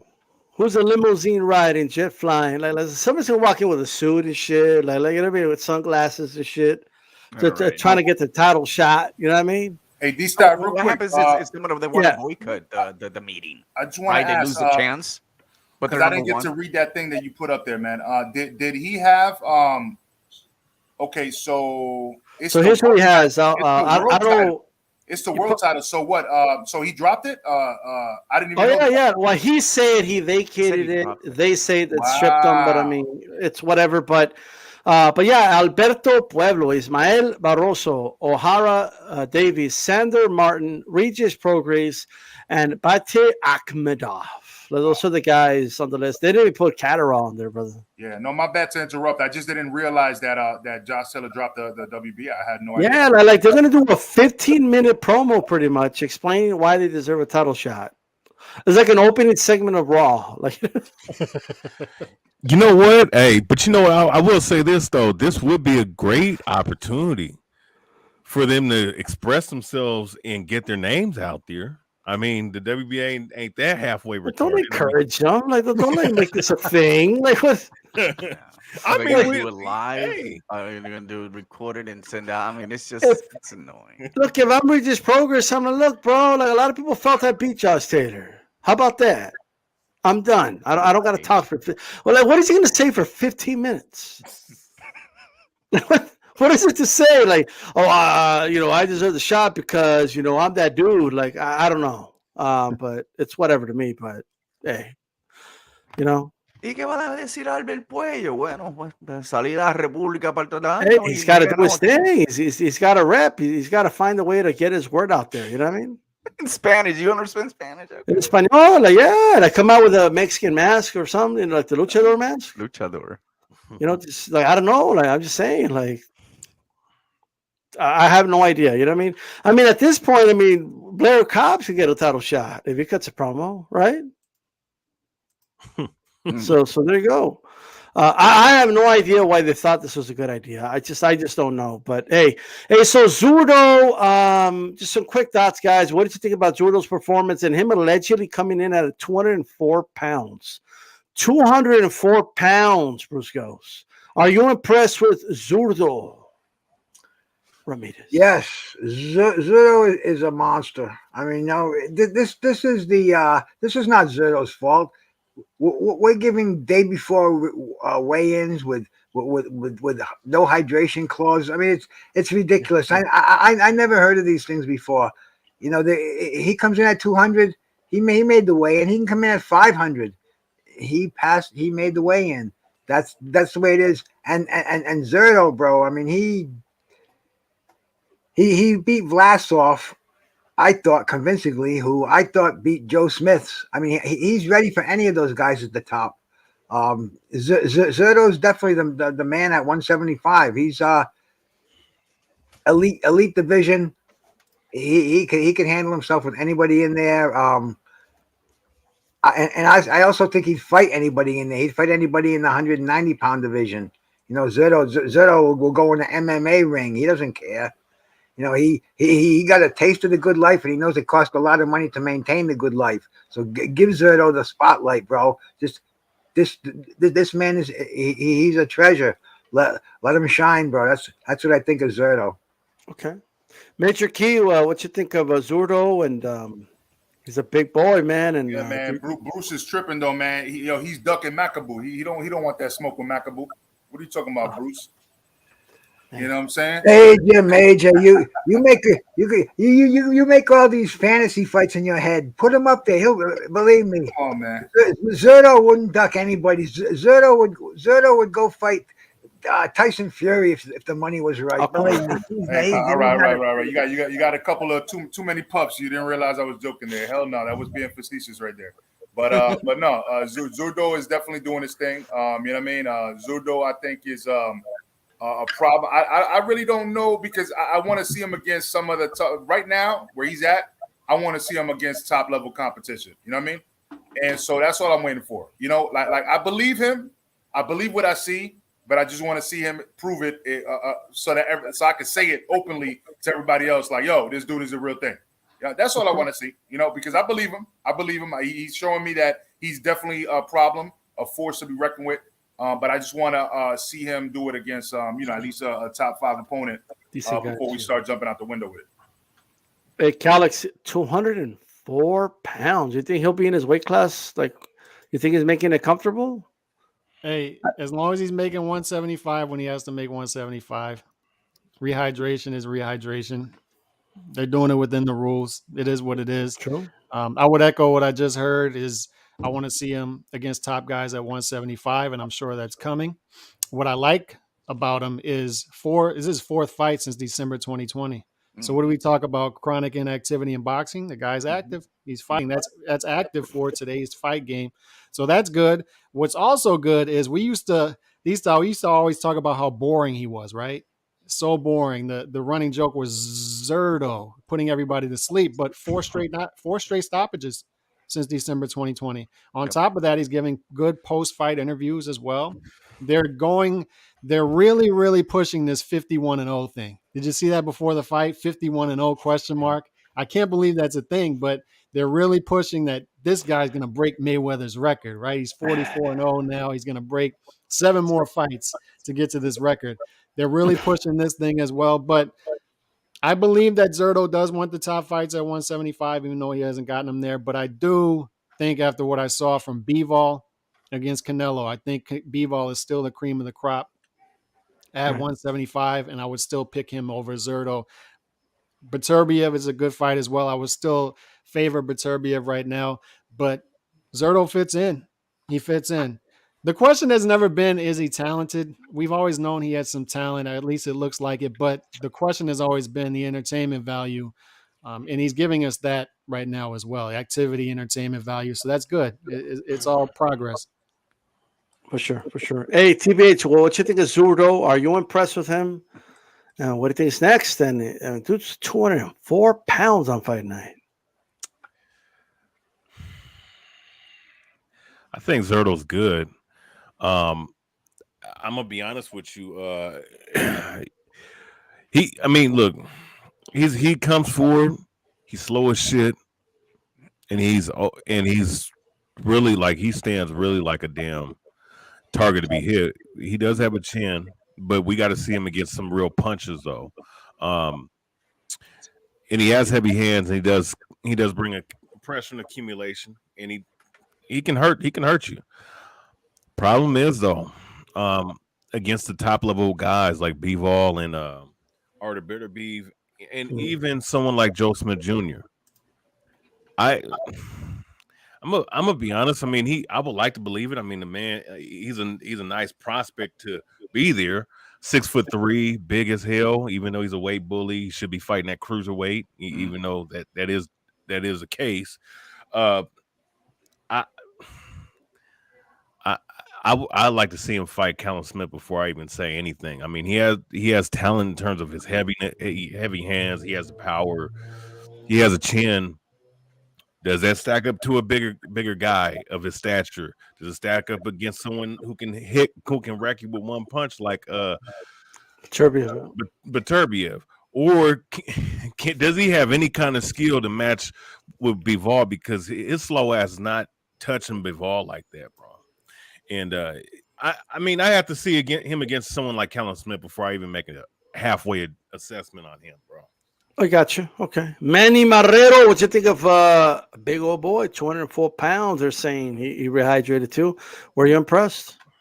I don't see him ballooning up like that if he fights one of these top guys. He needs some of the speed to kind of catch up with Beterbiev or even Bivol. But I met Sulo Ramirez right before when he came out, is he unfortunate, man? He's such a great guy, very humble. He's got this huge body and the way he speaks, it's just very thing, kind of like, hey, he can't get that mean face, but he can't really trash talk, like being upset or pissed off or trying to bully someone. He's not that type of guy. I think he, talks the talks and walk the walk. And when he joined at the light heavyweight, he was on the unfortunate of promoters issues. Then when he went on his own, and then things weren't going the right direction, fought a Tigre. I think that was a pretty okay fight for him to come back. And now that he's fighting on the zone, then things are starting to move along, and like a brother here said, he is active, and we definitely want to see that. I don't want to see him at 200-pound fighting some of the top elite guys at the 175, but he can definitely make a case with Kalen Smith or even Anthony Yarde. You want to try to wait for that spot with the WBO. That would be a very good power punching guy to test his chin. And I think Yarde does have that power and more. Zurdo seems to have a much better boxing skills than Anthony Yarde, but overall, I mean, there are some possibilities for Zurdo Ramirez. Is it going to be Bivol immediately? I know he's calling him out. I know he's saying he wants to avenge Canelo's loss, and he's the guy to do it. He's been underrated forever. No one really believes in him, and hey, you have to be able to like the way he's done. The unfortunate of the career, but now he's on a row that people are gonna start jumping in the bandwagon, and I'm hoping that he continues to get better and better because he doesn't have a lot of time left, especially with those huge guys, young guys, as Bivol in that division. I mean, Bertobeat's 33 years old. He may have a slight edge to Bertobeat. I think he can beat Bertobeat rather than beat Bivol. I think Bivol is very difficult to beat at the 175 right now, to be honest. Absolutely. Hey, does anybody know why on Box Rec it says on Gilberto Ramirez's page suspended by the California State Athletic Commission until November 2022? He just had a fight. I noticed that this afternoon, and I just went back and looked at it, and I said, let me bring it up here. Kind of. Is it Ramirez or is it because I know Bivol got suspended because he was supposed it's Gilberto Ramirez Box Rec page. Check it out. Yeah, a lot of guys get suspended by default almost after their fights. For whatever reason. Yeah. Like it's just something they do. They should probably reword it and call it something else, to be honest with you. But I mean, it is what it is. Look, I just want to go around the panel one more time and ask about Keith one-time Thurman. All right, and I'm gonna make historian go first. You know what I mean? Just because he made that facial expression. All right. Look, Keith one-time Thurman. What's up with Keith, man? What are we gonna do with him, man? Like, should he get a title shot? Should he give a young gun a shot? Should he? I have an idea, and I'll give it to you guys. Or I'll just throw it out right now. Move up and fight Jermell. I think it's a big money fight, and I actually think he has a shot. Believe it or not, I don't think he wins, but I think he has a shot.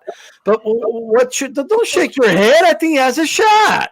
Like I'm just saying, but Keith one-time Thurman. What should he do? Like, just I know you said earlier he should just retire, but besides that, what would you like him to do? If he could fight somebody, fight who?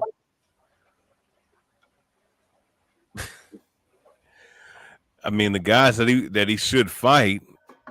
That's not going to fight Stanionis. He's not going to fight Conor Benn. He's not going to fight Boots. He's not going to fight Virgil. You look like this shit is just because you gotta understand. I mean, I used to be a fucking fan. I believe in that bullshit that he said back in 2013 and 14 and all that.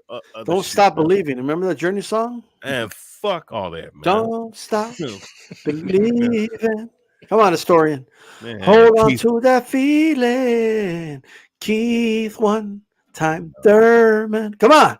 No, you don't. You don't believe in con, man. When they con you one time, you never, ever fall for it again.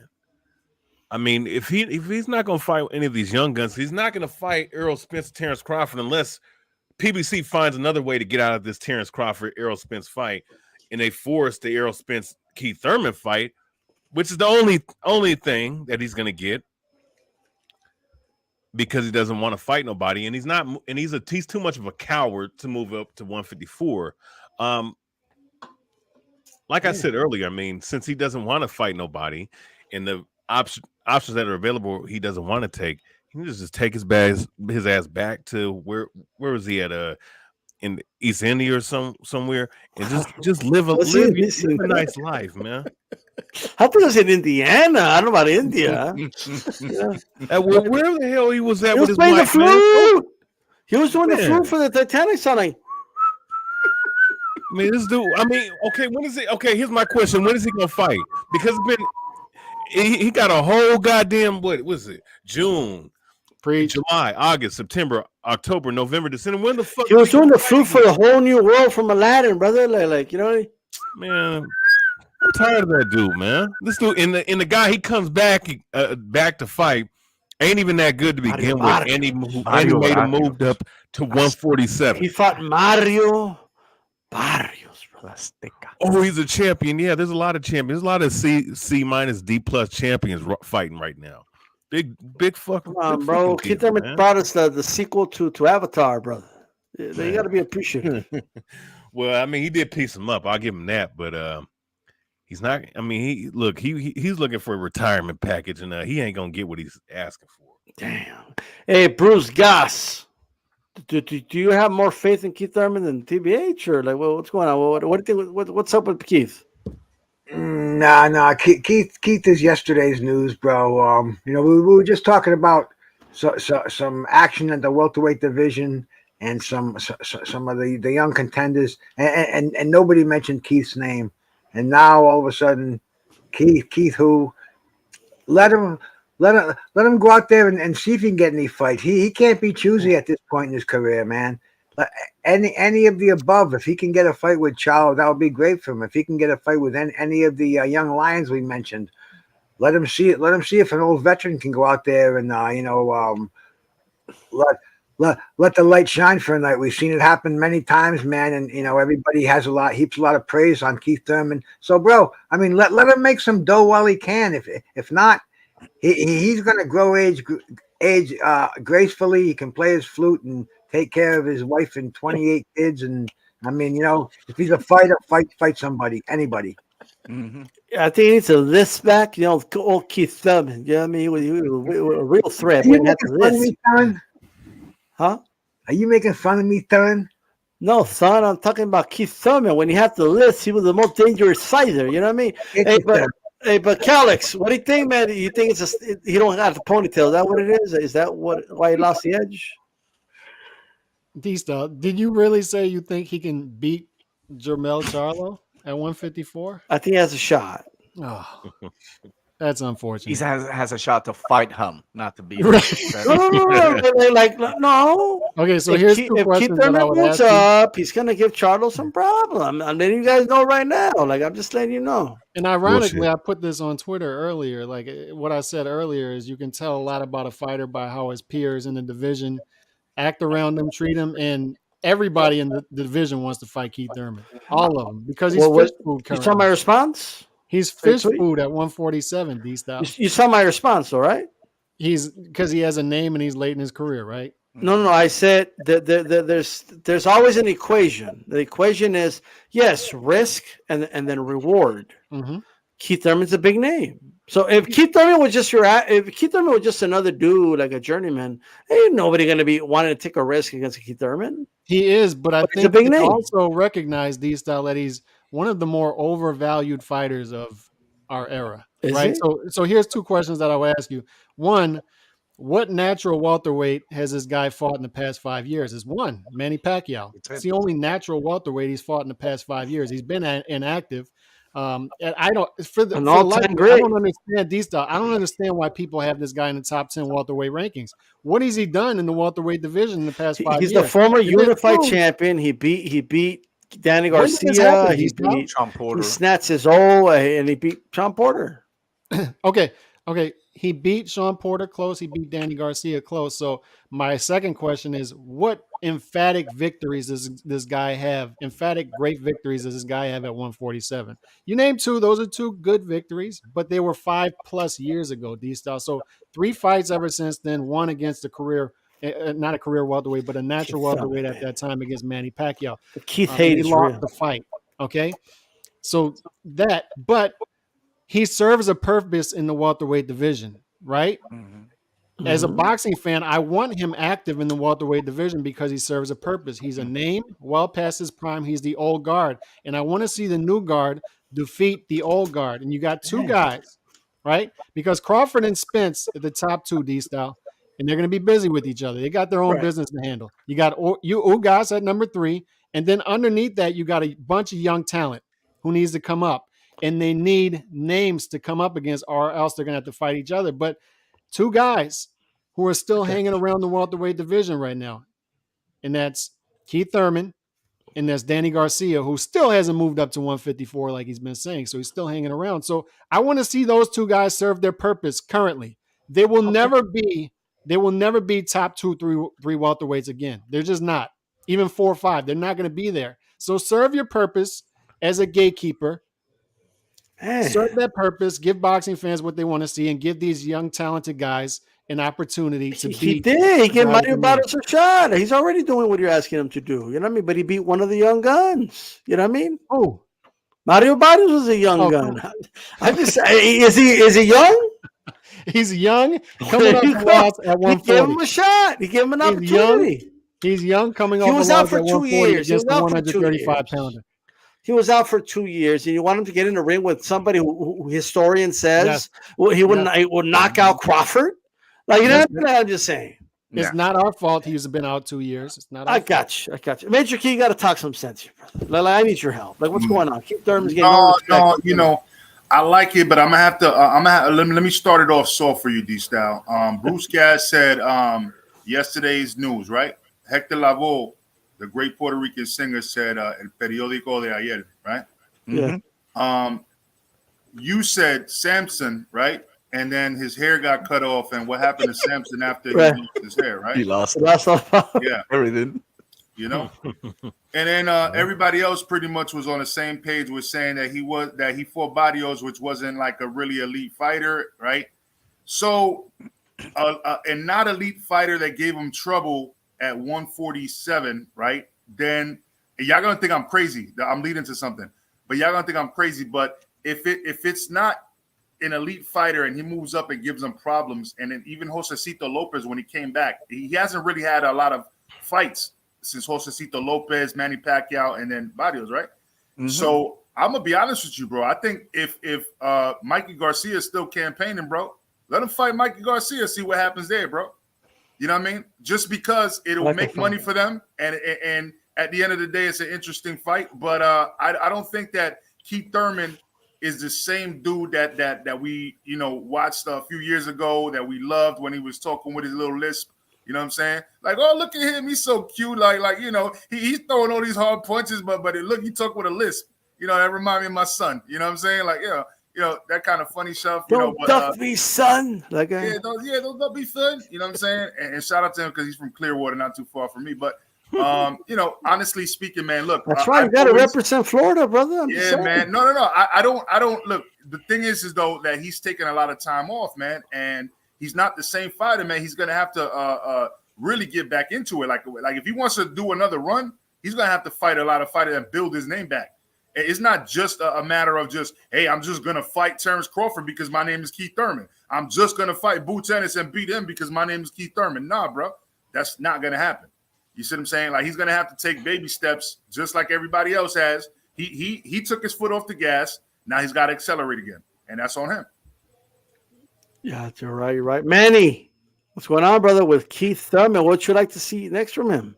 Man, I'd like to see him fight. I'd like to see him get active. If he's actually back, like he said he was, and honestly, I was pretty excited to see Barrios fight Keith Thurman. I think for me, it was a perfect match for coming back. Almost, 3 years layoff, close to it, and what a better way to see what you got against someone that actually was giving problems to Tank Davis at one particular time. So yeah, I get it. 135, 140, and then 147. That's a lot of move up, but that was a pretty good cash for El Azteca, if you ask me. And not only that, it was a very, very good performance, for Keith Thurman, seeing that. Do we want to see exactly if he's that elite level that he was? He's not going to be there, but I think he's got something left. I think he's just actually demanding and asking for too much.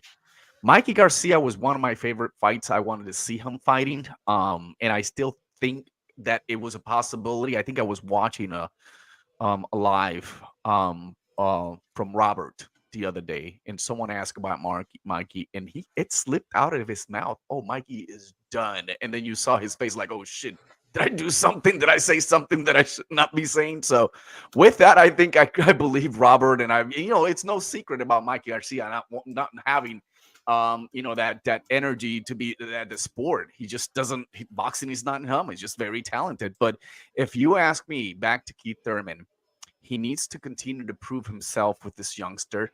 Take that gatekeeper off. I know it sounds nasty, but you know what? It's what you got. It's what you get. Is he waiting for Crawford? Hey, when Crawford was undisputed at 140, before he would move him up, he bragged about, I want to fight Keith Thurman. And at that time, Keith Thurman was champion. And he still talks about that. So if Spence and Crawford doesn't happen, and then Thurman has a possibility, thinks he can, he can still have that fight happen. Hey, let it be it. But in the meantime, prove yourself with this youngster, because he got a few of them coming up that can give you a run for your money. Yeah. Well, what about this fight? Why not? He was running his mouth last year. Why not Tank Davis against Keith Thurman? That's a young gun. Calix is a young guy, 20s. You know what I mean? Giving him a shot. I mean, we know he balloons Tank up. Davis is a Keith Thurman. Everybody here would watch that fight. Every single one of you would sit down. You would buy that fight. Every single one of you. I'm just at the very least. I'm just saying. You know what I mean? It's a money fight, Calix. I'm just putting that out there. You know what I mean? Tank called him out, so you need to give him. And Mario Barrios was 26 years old. He give him a shot. You know what I mean? Like, I'm just saying. I don't want a consolation prize. What I'm telling you, D-Styles, I want Tank Davis to fight the top guys at 135 like he should be doing, and he's not doing. And I want Keith Thurman to serve his purpose as fish food at 147. Oh, let these young guys beat you. Let these young guys get the name, and you get your paycheck. You get a big paycheck in the process. Look, that's part of it. You did your work on the front end. Now earn the gatekeeper money on the back end. And provide your service to boxing. He might be a spoiler, though. You never know. Like, I'm just saying. You know what I mean? You want to put this guy in a hook and just throw him in the ocean? Like, are you gonna nothing? Are you gonna keep not? I mean, not gonna keep fighting and staying active, especially if you were gone for a while. You see I agree with that. He needs to stay active. In all seriousness, I wouldn't mind him giving one of these young guns yet another one, a title shot, or not a title shot, but a shot at Keith one time, Thurman. But I actually wouldn't mind him. He's already been the champion at welterweight. Move up. A lot of good fighters move up, and look at Cotto. Everybody was laughing at Cotto, and then what did he do? He beat Martinez. So I'm just saying, like, they're like, oh, really? And then look at what he did. So you never know. I'm just saying, and so that's it. But anyways, guys, final thoughts right away. Bruce goes. Give us some final thoughts, brother. Great talking boxing over here, D-Styles. I appreciate it, man. Manny, Cali, Major Key, the historian. It's been good, bro. I appreciate you guys having me over here. Always good to stay up on the latest, man. Getting all different opinions from everybody, man. You can find me at Bruce Gas Boxing Jazz and More. Google it. Get my algorithms up, man. Stop over there and check out it. I talk about boxing. I talk about music with an emphasis on jazz, professional wrestling, health and nutrition, and my favorite, fine weed. But anyway, man, thank you so much for having me here, and everybody in the chat, man. Peace.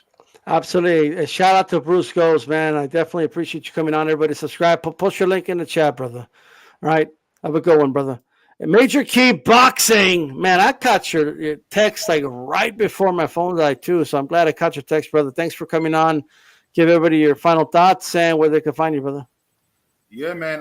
My final thoughts is well, first and foremost, thank you for having me on the panel. You know what I'm saying, and sending me the link. But also, let's not forget about this weekend. You know what I'm saying, Herring versus Ortiz. Farmer versus Mickey Bay, John Beck, Danny Dignam. You know what I'm saying, David Benavidez is fighting David Lemieux. You know what I mean, it's Alan Babbitts, Balski, Buati, Richards. You know what I'm saying. There's a lot of shit going on this weekend as well. If you're trying to find out about international boxers, you know what I mean? But with that being said, everybody can find me at Major Key Boxing. You know what I mean? I'm not going to be doing anything, obviously, tonight or tomorrow probably. But sometime throughout the week, I'll find some time to get into it, man. I do this shit for pleasure. That's why I jump on panels and love talking boxing with all you guys. So I appreciate you having me on, and a pleasure speaking with all of y'all. Absolutely, brother. Have a good one, man. Yes, sir.